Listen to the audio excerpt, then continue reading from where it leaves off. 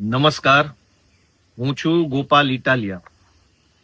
આજે સમાચાર મળ્યા કે ગીર સોમનાથ જિલ્લાના એક સરકારી શિક્ષક BLO શ્રીએ SIR ના કારણે આત્મહત્યા કરવી પડી છે.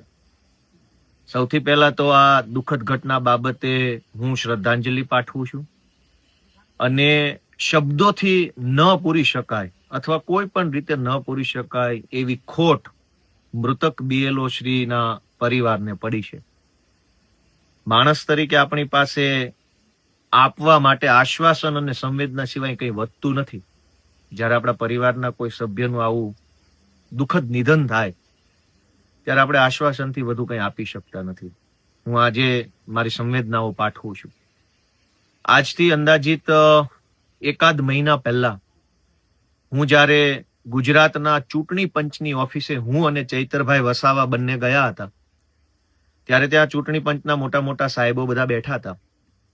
એમને મેં અને ચૈતરભાઈએ પ્રશ્ન કર્યો હતો કે તમે જો SIR ની પ્રક્રિયા કરવા માંગો છો, એટલે કે રાજ્યની મતદાર યાદી સુધારવા માંગો છો, મતદાર યાદીની ખામી દૂર કરવા માંગો છો, મતદાર યાદીમાંથી ખોટા નામ દૂર કરી અને મતદાર યાદીનું શુદ્ધિકરણ કરવા માંગો છો, તો 1 મહિનાની કડક ટાઈમ લિમિટ શા માટે? તમે 2 મહિના, 3 મહિના, 4 મહિના શાંતિથી કામ કરો. ઉતાવળ શું છે? તમારે જ્યારે સારું જ કરવું છે તો 2 મહિનાનો સમય લઈ, પૂરતો સમય લઈ, શાંતિ સાથે, ધીરજ સાથે અને પૂરતા સમય સાથે શુદ્ધિકરણ કરવામાં તકલીફ શું છે? ત્યારે ત્યાં જે ચૂંટણી પંચના મોટા મોટા કહેવાતા સાહેબો હતા, એની પાસે હાસ્ય સિવાય કંઈ હતું નહીં. અમારી વાત હી કરીને કાઢી નાખી. અમારો ત્યારે એ પ્રશ્ન હતો કે વસ્તી ગણતરી છે એ 1 વર્ષ સુધી ચાલતી હોય છે. ગુજરાત રાજ્યની અંદર 7 કરોડ લોકોની જનસંખ્યા છે. એ 7 કરોડ લોકોની વસ્તી ગણતરી 1 વર્ષ ચાલે છે. તો એ જ 7 કરોડ લોકો પૈકીના 5 કરોડ મતદારોની મતદાર યાદીનું શુદ્ધિકરણની પ્રક્રિયા 1 મહિનામાં પૂરી કરવી શા માટે? અને આટલું વિશાળ કામ છે, આટલું મોટું કામ છે.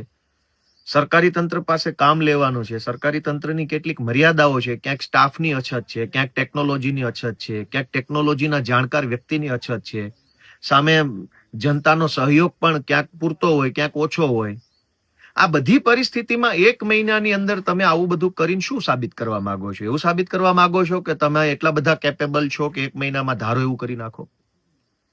અમારી આ રજૂઆતને હસી કાઢવામાં આવી, ઉડાવી દેવામાં આવી. અમે ત્યારે ચિંતા વ્યક્ત કરી હતી કે આપણી પાસે પૂરતી સંખ્યામાં BLO નથી, BLO પાસે અન્ય કામ છે, BLO ની સામાજિક, પારિવારિક, શૈક્ષણિક અનેક જવાબદારીઓ નીચે BLO દબાયેલા છે. તો એમને કામ કરવાનો પૂરતો સમય મળવો જોઈએ. આ રજૂઆત આજથી 1 મહિના પહેલા જ્યારે SIR ચાલુ નહોતું થયું ત્યારે મેં અને ચૈતરભાઈ વસાવાએ ચૂંટણી પંચને કરી હતી. આજે જ્યારે હું આ બોલી રહ્યો છું ત્યારે દેશભરમાંથી લગભગ 5 જેટલા BLOએ, કદાચ મારો આંકડો ખોટો ન હોય તો 5 જેટલા BLOએ આત્મહત્યા કરી લીધી છે SIR ના કારણે. જે વ્યક્તિએ પોતાનું જીવન ટૂંકાવ્યું છે એના પરિવારની ખોટ કોણ ભરશે? સરકારને એટલી શરમ નથી કે કરવું જ છે તો 2 મહિના માટે કરો, 4 મહિના, 6 મહિના સુધી ભલે SIR ચાલતું, તકલીફ શું છે? અને આ 1 મહિનામાં શું થઈ રહ્યું છે ગુજરાતભરના, જેમ કે ગીર સોમનાથ જિલ્લાના BLO શ્રીએ આત્મહત્યા કરવી પડી. અત્યારે ગીર સોમનાથ જિલ્લો SIR ની કામગીરીમાં ગુજરાતમાં 2જા નંબરે ચાલે છે. ત્યાંનું જિલ્લા વહીવટી તંત્ર, ત્યાંના કલેક્ટરો ને મામલતદારો જે કોઈ હોય, એને ગુજરાત સરકાર પાસેથી મેડલ લેવાનો શોખ જાગ્યો છે 1લા નંબરે આવવા માટે. અને એટલે છેલ્લા ઘણા દિવસોથી BLO ઉપર પ્રેશર કરે છે કે જલ્દી કામ કરો, 100% કામ કરો, આમ કામ કરો, તેમ કામ કરો, 100% ડિસ્ટ્રીબ્યુશન બતાવો, 100% ડિજિટલ અપલોડ કરો SIR ના ફોર્મને, આમ કરી નાખો, તેમ કરી નાખો. શું કામ?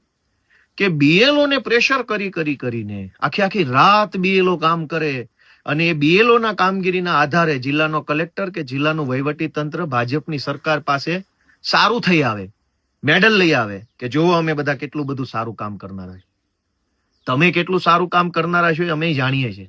સરકાર બદલાશે ત્યારે તમને મેડલો આપશું. તમે કેટલા સજ્જનો અને કેટલા દુર્જનો છો એ અમને બધી ખબર જ છે. ભાજપના ખોળામાં બેસીને હોશિયારીઓ મારો છો અમે જાણીએ છીએ. પણ શિક્ષક જેવા વર્ગને દબાવો છો તમે કે જે વર્ગ ભોળો છે. શિક્ષક એટલે એક માસૂમ વર્ગ, કોઈ આમ એવું નથી કે તમારી હારે લડાઈ ઝઘડો કરશે. પોલીસ ઉપર દબાણ કરો તો તમને ખબર પડે. શિક્ષક તો સીધા માણસો છે. એટલે ગુજરાતમાં જે કંઈ પણ બીએલઓ શ્રી છે એને મારી વિનંતી છે કે તમારા ઉપર કંઈ પણ કામને લઈને બિનજરૂરી ખોટી રીતનું ગેરકાયદેસરનું પ્રેશર હોય તો તમારી આસપાસમાં આમ આદમી પાર્ટીના જે કાંઈ નેતાને કાર્યકર્તાને ઓળખતા હોય ને એને તમારે જાણ કરો. તમારા ફોનથી કરો અથવા બીજાના મોબાઈલથી કોઈ પણ રીતે પણ અમને જાણ કરો. અમે તમને મદદ કરશું.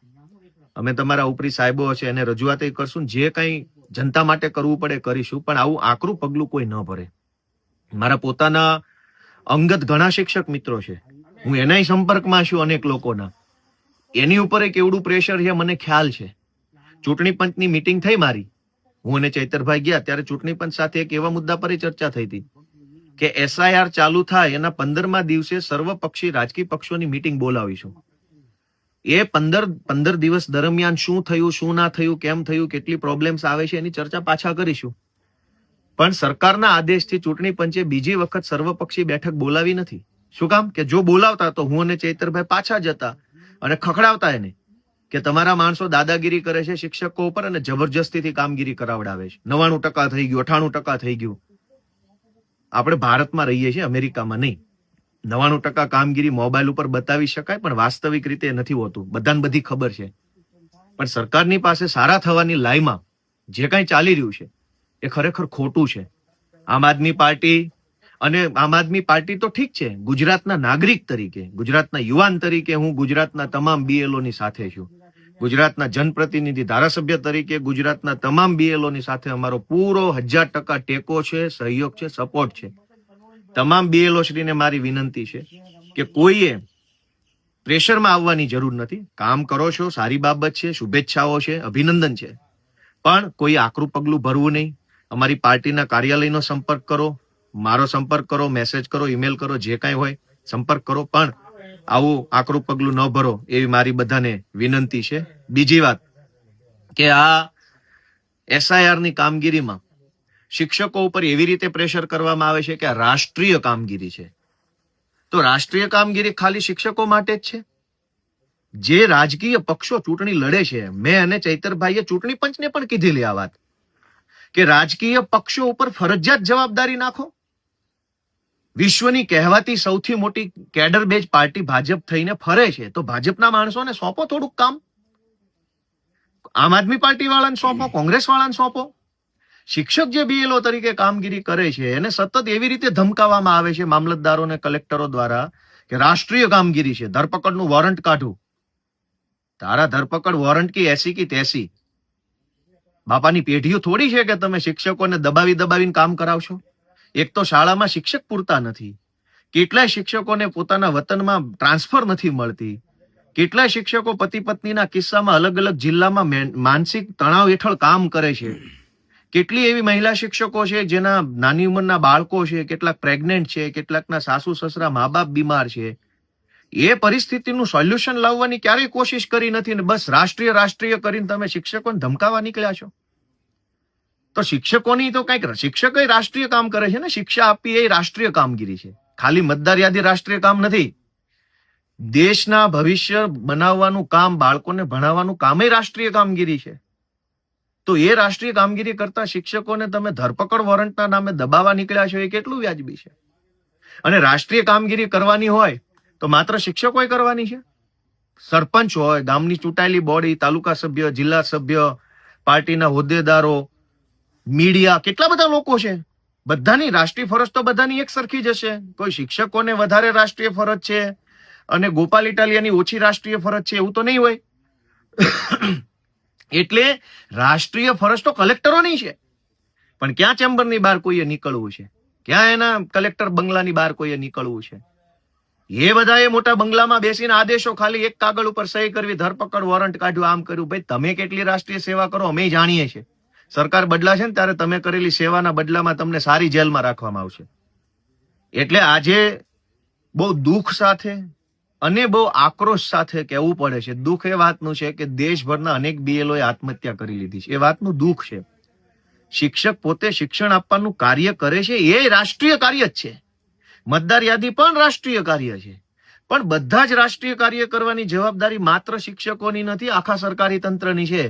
રાજ્યના સચિવોની છે, શિક્ષણ સચિવની છે, નાણાં સચિવની છે, રેવન્યુ સચિવની છે. બધાની રાષ્ટ્રીય કામગીરી. જાઓ તમે 4 ફોર્મ ભરો પ્રતિકાત્મક સ્વરૂપે. રાષ્ટ્રીય કામગીરી છે તો ગુજરાતના સચિવાલયમાં બેસતા તમામ સચિવો, નાયબ સચિવો, અધિક સચિવો, મદદનીશ સચિવો, આ બધા લોકોને આપવી હતી ને પ્રતિકાત્મક રીતે 100 ઇન્યુમરેશન ફોર્મ ભરવાની કામગીરી.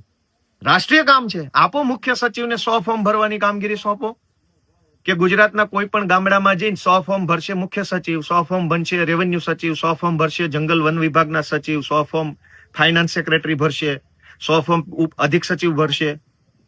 રાષ્ટ્રીય કામગીરીના નામે શિક્ષકોને ધમકાવવાનો ધંધો જે ભાજપે ચાલુ કર્યો છે એ બંધ કરી દેવી વિનંતી છે.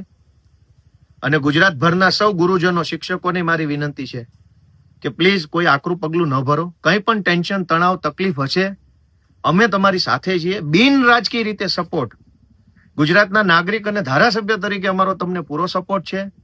કોઈ પણ શિક્ષક ઉપર કઈ કારણ વગરનું બિનજરૂરી ધરપકડ વોરંટ, બરપકડ વોરંટ આમ કઈ હશે, લીગલ મદદની જરૂર પડશે તો પણ અમે તમારી સાથે છીએ.